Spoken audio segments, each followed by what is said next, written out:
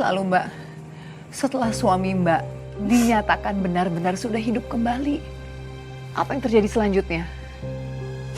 Mbak Yayan dimanfaatkan Bi Rosa, Mbak. Dimanfaatkan Bi Rosa seperti apa maksud kamu?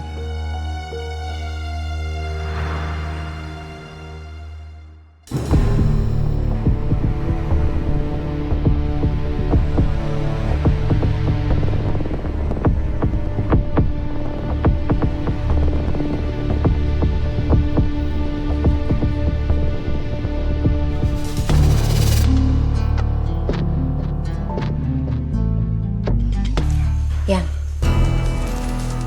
kamu itu sadar nggak ya? Kamu sudah mati, tapi bisa hidup lagi. Itu bukan hal yang biasa. Jadi kamu itu bukan orang biasa. Kamu punya kekuatan. Iya, Bi.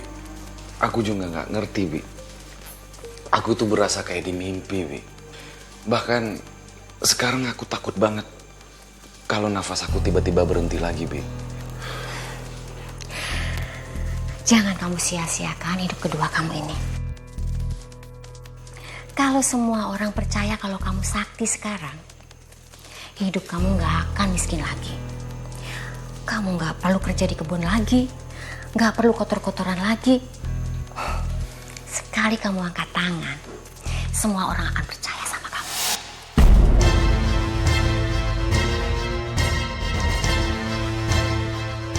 Mas, tolong jangan main-main sama hal kayak gini ya, Mas. Kamu itu udah dikasih kesempatan untuk hidup kedua kalinya, Mas. Ini tuh rahmat dari Allah. Bukan alat untuk nipu orang. Jaga ya mulut kamu. Jangan ikut campur urusan orang tua. Suami kamu bisa hidup lagi, ini bukan karena doa kamu. Jangan bawa-bawa nama Tuhan kalau kamu nggak ngerti apa-apa. Bi, saya ini istrinya Mas Yayan. Saya berhak melindungi suami saya dari niat buruk siapapun termasuk Bibi. Cukup, Laras. Kamu jangan nyalain Bi Rosa kayak gitu ya. Dari kecil, Bi Rosa ngerawat aku ya. Kalau kata dia ini adalah hal yang benar, kita ikutin aja dulu. Kamu jangan sotoy kayak gitu. Mas, aku nggak bermaksud nyalain siapa-siapa di sini. Tapi aku nggak mau kalau kamu sampai jadi penipu, Mas.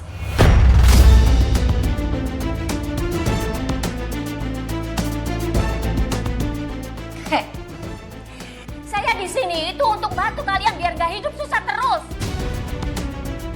Suami kamu punya anugerah, harusnya kamu bersyukur. Tapi Bi, Udah, kamu dari tadi ngebantah terus ya. Nggak pernah ngikut apa kata suami.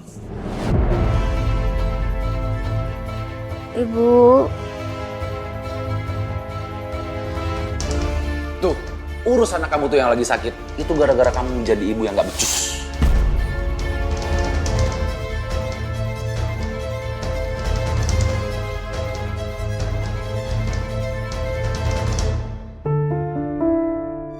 ya nak. Kamu kenapa? Badannya panas lagi. aku nggak bisa tidur kalau ibu nggak ada di sini. Ibu nggak akan kemana-mana, nak. Ibu ada di sini temenin kamu ya.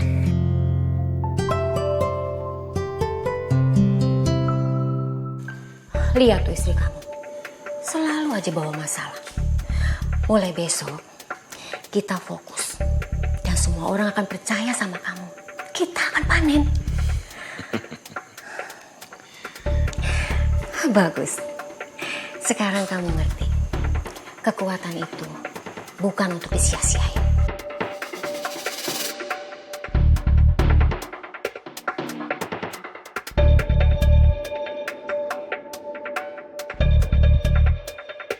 Tapi ibu kenapa menangis? Gak apa-apa, ini ibu ngantuk aja jadi air matanya netes. Ibu kelihatan sedih.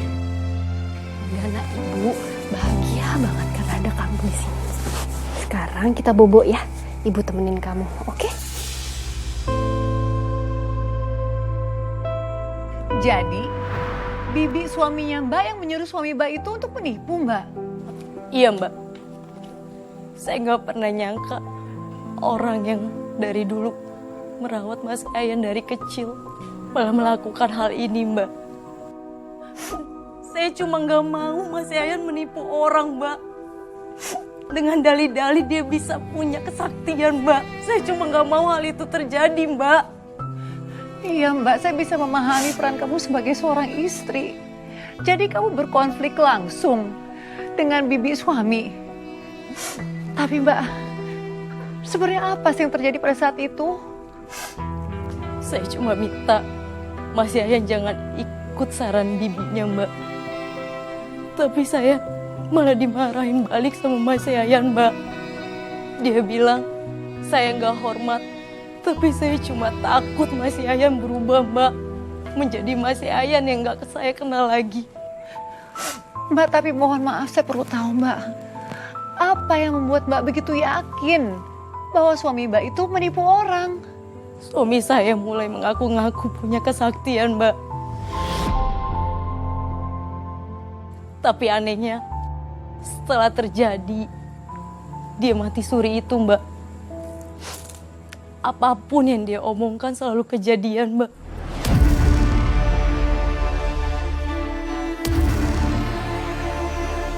Kejadian beneran Mbak?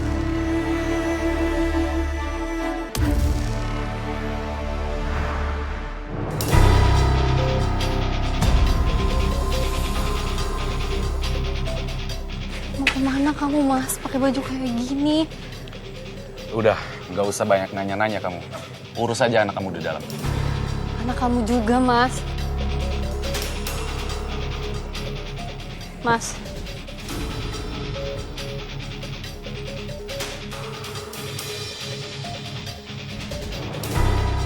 Kalian semua, segeralah pulang. Sebentar lagi badai angin bakalan datang. Habis mati suri, ceritanya jadi peramal nih.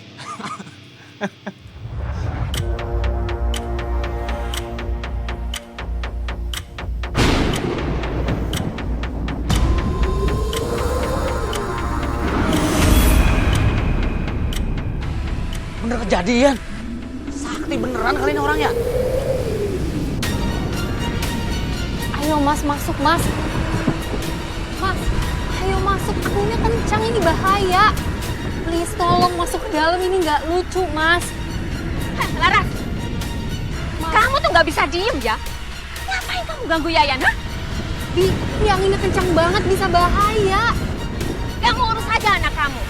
Jangan ganggu orang yang lagi kerja besar.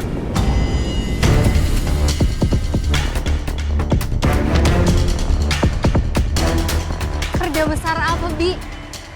Pura-pura sakti, duduk di tengah badai. Ini bukan kerja besar, Bi.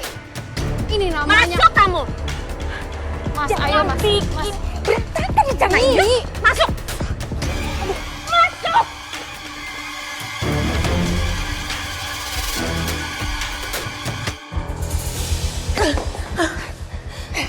Kamu tuh ya, kenapa sih nggak pernah ngerti? Orang lagi semedi malah diganggu. Bi, saya cuma nggak mau suami saya tenggelam di dalam kebohongan. Ini semua musrik. Jangan bawa-bawa agama di depan saya. Kamu pikir kamu paling suci? Bi, saya nggak mau suami saya dibutakan oleh ambisi. Kalau Bi Rosa mau melanjutkan silakan, tapi tolong jangan tarik suami saya ke jurang yang sama. Kamu dengerin. Kamu diem kalau masih mau jadi istrinya Yayan. Tahan mulut kamu. Maksud Bibi apa? Kalau saya nggak setuju, saya harus ninggalin Mas Yayan. Kamu pilih sendiri. Kalau masih tetap mau hidup miskin, atau diam dan ikutin aku. Saya nggak akan diam aja, Bi, melihat suami saya terus dibohongi.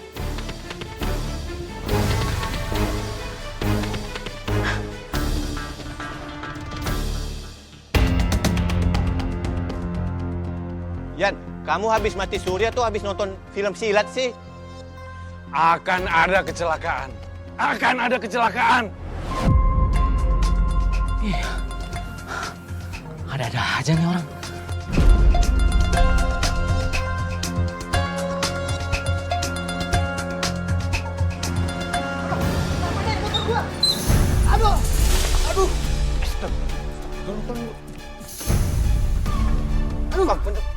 Aduh, apa-apa. Tangan gue sakit bang, aduh. Sebentar lagi semua akan tunduk padamu, Yan. Bang, makasih ya bang ya. Kamu sakti banget, Yan. Sekali ngomong langsung kejadian. Saya tidak menebak. Saya cuma dapat penglihatan.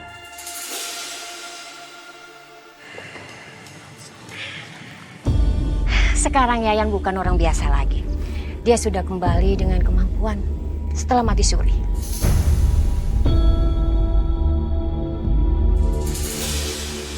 Dia sudah dikasih anugerah dari Tuhan. Serius bu? Berarti Yayan udah bisa ngelihat masa depan gitu? Enggak cuma itu aja. Kalian bisa konsultasi tentang rezeki, jodoh, penyakit. Datang aja ke sini. Akan kami bantu. Sekarang tidak ada yang tidak mungkin. Kalau gitu saya kabarin warga yang lain ya. Kayaknya banyak warga yang butuh kayak beginian nih. Silahkan. Tapi jangan lupa. Setelah dibantu, jangan lupa sedikit bersyukur.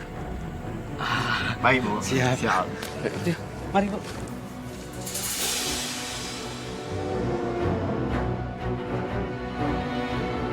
Sebentar lagi kita bakalan panen duit. Dan akhirnya hidup aku segera akan berubah.